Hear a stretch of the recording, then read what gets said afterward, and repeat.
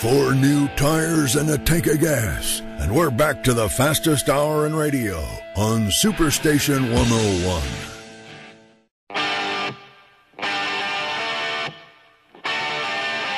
Hey, welcome back in, listening to the fastest hour in radio here, Superstation 101 WYDE, where we can be found online on Facebook, facebook.com/the fastest hour in radio, and on Twitter. On Twitter, @fastesthour. We've had a few nice little interactions going on over the past couple weeks, especially with all the stuff that's been going on. So it's kind of nice to just get back and forth with these fans out there. We're getting awesome fans. It's getting real interesting here as we get to fun. the end of part of the season. That's yes. About it. One more crown to hand out. We've handed out a crown to Sebastian Vettel. We've handed out a crown to Red Bull for the Constructors' Championship. And with Jeff Gordon's win at Martinsville, we get to hand a crown to Chevrolet. They clinched the 2013 Manufacturers' Cup Championship. It's the maker's 37th Manufacturers' Cup Championship all time and their 11th in a row. In the 33 points races so far this season, a Chevy driver has found victory lane 14 times. Chevy's racked up 230 points this season to Toyota's 210 and Ford's 180. Somehow, in the way that they do points in there, Toyota can't catch them. I'm not exactly sure how they do points. Ford has the second most Manufacturers' Cup titles all time with 15. Quick addition, 22 less than Chevrolet. Toyota, yet to get a title, obviously, with 11 straight by Chevrolet. Hudson, by the way, and Oldsmobile, both out of business. They're tied for third most titles. They each have 3. Dodge, Buick, they claim 2 titles each. Plymouth and Pontiac, noting 1 in each of their histories, even though neither one of those are ever going to be able to claim another one because they're both out of business as well. Congratulations to Chevrolet. Kevin Harvick, who, of course, we talked about it last segment, had some choice words for the grandson of his current, almost former employer, Richard Childress, backed off of the comments after a cooling off period. He took some time before Sunday's Martinsville race to apologize for the comments made after the race Saturday, directed at Ty Dillon, and by extension Austin Dillon, and by extension Richard Childress. After having been knocked out of the race with 12 laps to go, Harvick lashed out at the Dillon boys, said it was their special treatment that was causing him to leave his only Cup Series home since he came up in 2001. He's moving over to Stewart-Haas Racing to kick off the 2014 season. Harvick spoke to reporters before Sunday's race, said, quote, "There was just a lot of emotion involved. I hate it for everybody at RCR. You go back and you look at things that happen, and sometimes you regret the things that you say for sure. Yesterday was definitely one of them. Obviously, when those emotional situations come about, you say things you really don't want to say. I just want to apologize to all those guys." But Harvick had said that as of that time, he had not spoken to Dillon. One would think somewhere down the line, over the course of this past week at the Richard Childress Racing shop, they've probably been at least in the same building together. Your opinion, have they spoken? I don't know. I haven't heard anything about it. I haven't heard any type of reports that they have spoken. I'm sure we'll be asked this weekend because now this will be it'll be the line of the weekend going in. You know, what about Harvick? What about Dillon? Da da da. Yeah, whatever. But I think it's been handled. But I'll tell you what. And I've seen. I don't know if you've seen the footage when he was on race day this past weekend before the race on Sunday at Martinsville. But if you get a chance and go look at it, look at his facial expression as he's apologizing. You can just look at him and go. You can just tell he's sitting there going, his heart's you know, not in it. This is my apology. Here's my big smile. Take a long walk off a short pier. In 3 races, I don't have to deal with you anymore, and that's a good thing. Childress himself chimed in, said of Harvick's apology that he understood what happened on the track was a racing incident, but that a line was crossed. With the further comments made by the driver of the 29, said, quote, "I'll never apologize for giving my grandsons an opportunity. Just like the France family, the Earnhardt family, the Wood brothers, you've got to go out and earn what you've got, the opportunity in life to succeed. And these boys, speaking of Austin and Ty, earned it." Yeah, sure. You don't buy that? No, I don't. Look at they're on the express lane to the Sprint Cup. I mean, we've gone over this how many times? He gets, Austin gets a championship. Oh, now let's put him up to the Nationwide. Now he's going for the Nationwide crown, which he's not going to get. And then, now let's put him up to the Sprint Cup. And Ty is following along. It's like follow the leader right now. And I'll tell you why this is going to be extremely even worse for RCR is the fact of what they plan to do next year. And that is when they put Austin out there, they want to put him in the 3. They want to put him in the 3 car. Richard Childress will lose everybody you've ever had on your side at any point in time and you won't sell a thing. Kevin Harvick goes away. They revert the 29 to the 3-car, put Austin Dillon in it. They take Jeff Burton out. They install Ryan Newman in there, but Paul Menard's in there as well. Those are your 3 cars. And if they think Ty Dillon, 2 years nationwide, goes to Cup? The way that it looks, like I said, who's out? Newman or Menard? I think they'll go back to a 4-car operation at that time. Oh, okay. You know why? You think they can sign Ryan Newman long enough? I think if they sign Ryan Newman long enough or they extend out his contract, they're going to be forced to go to a 4th car because, I'm sorry, Ty, we don't have a car for you this year, but Grandpa won it, and then they'll give it to him. I gotcha. It's an express lane at RCR. Yeah. I mean, that's just my opinion. I don't know. If you disagree with me, please hit us up on the Facebook page. Hit us up on the Twitter. Let me know. Tell me to shut my mouth. I don't care. I mean, everybody's going to have their opinion. You got your opinion.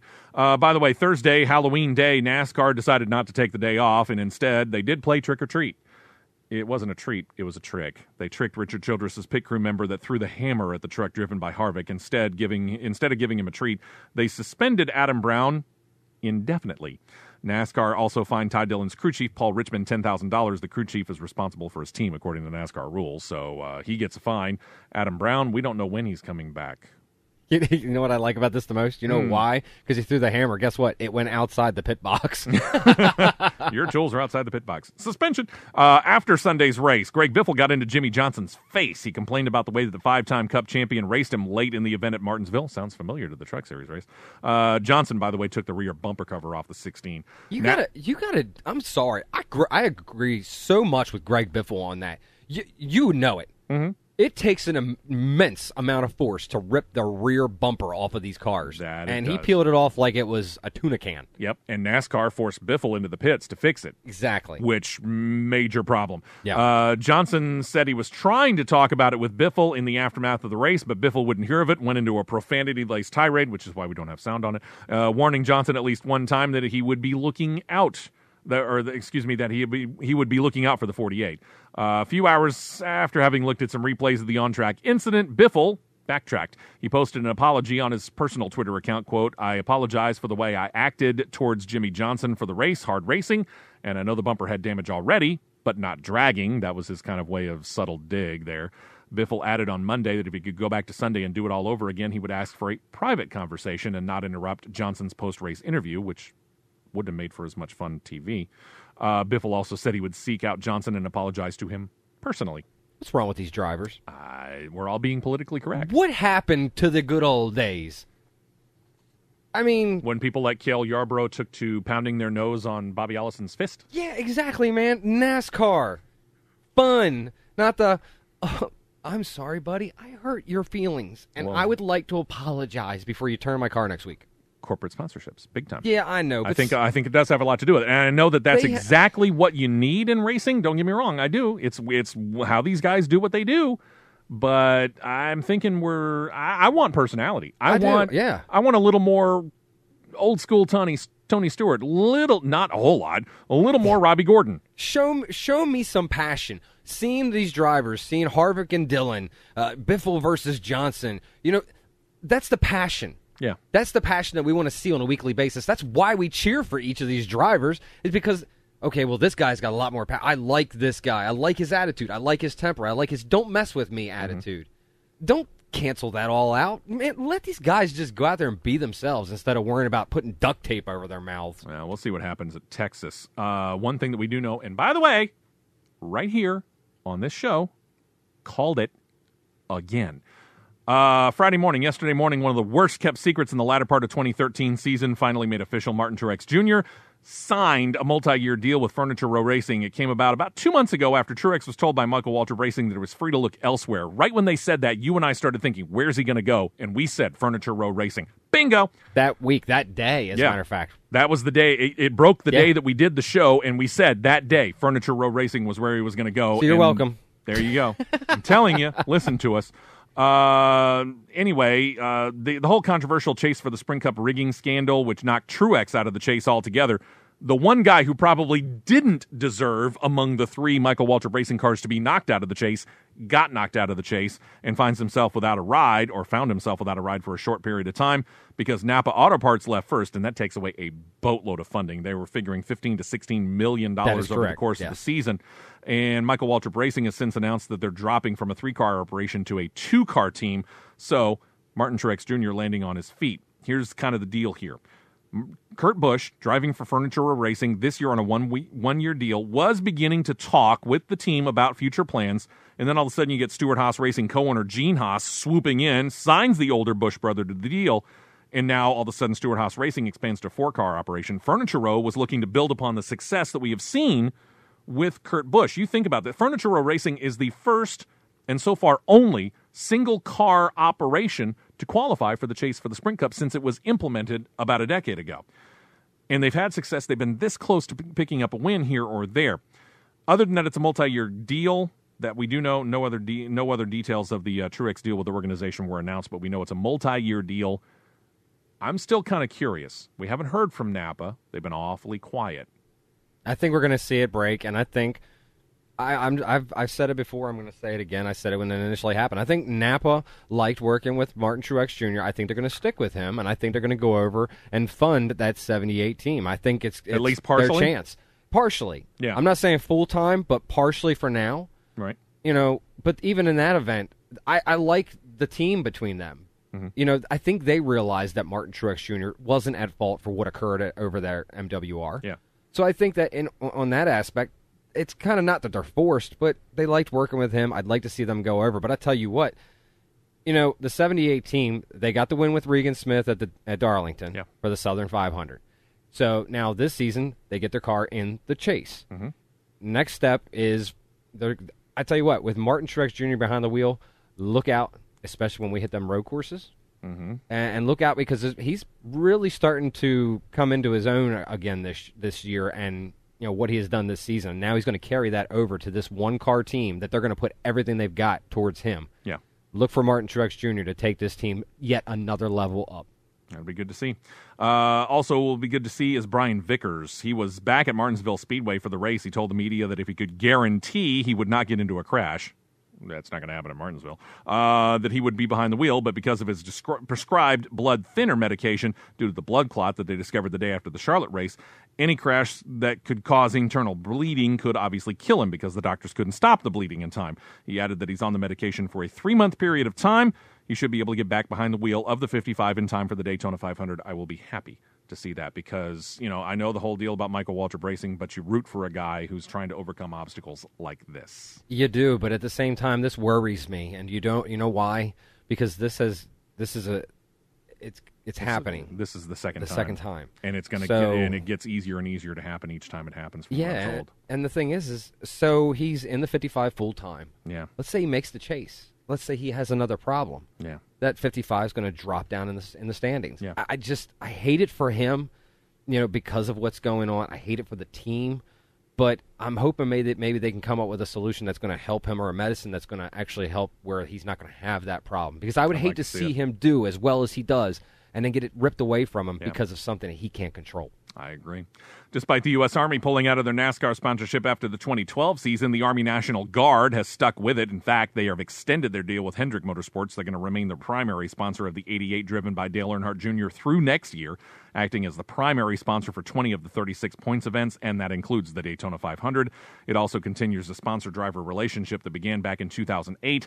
That was the year that Earnhardt moved from the then Dale Earnhardt Incorporated to Hendrick Motorsports. Levine Family Racing. Interesting deal here. They've announced plans. They're going to step up to the Sprint Cup Series in 2014, part-time. They've tabbed their Nationwide Series driver, Michael McDowell, to be their Cup Series pilot, driving the number 95 Ford Fusion. Team executives have said that the intention is to be a full-time Sprint Cup Series team with a part-time Nationwide Series effort, but for 2014 right now, it's the opposite position. They've stated their intention to release their Sprint Cup Series plans other than the Daytona 500 soon, so they're going to work their way in to being a part-time Nationwide team and full-time in the Sprint Cup. I think they're kind of doing it the right way, though. They're testing the waters. They're putting themselves out there, giving themselves the opportunity to find out the difference between Nationwide and Sprint Cup.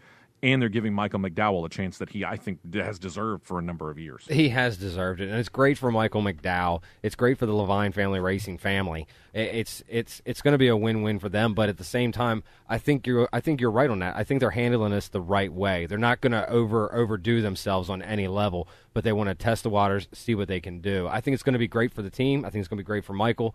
I think it's going to be great for their fan base that they are growing, and Michael is a big part of that. Oh, yeah, absolutely. Silly season going on here. We talked about it a couple of weeks ago. The latest rumor that surrounds JTG Daugherty Racing, again, possibly changing manufacturers. Had a fairly persistent rumor that the group is ready to change from Toyota over to Chevrolet as they make the change in drivers from Bobby Labonte to A.J. Allmendinger next year.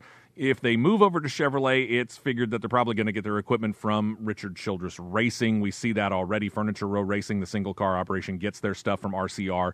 It would kind of make sense. Let's face it, you've only got one of two places you can go. You can either go to RCR or you can go to Hendrick. Hendrick has their plate pretty full now that we know that Stewart-Haas Racing is expanding out to 4 teams. Plus, you got Phoenix Racing, which is still Phoenix Racing technically, but has been taken over instead of James Finch.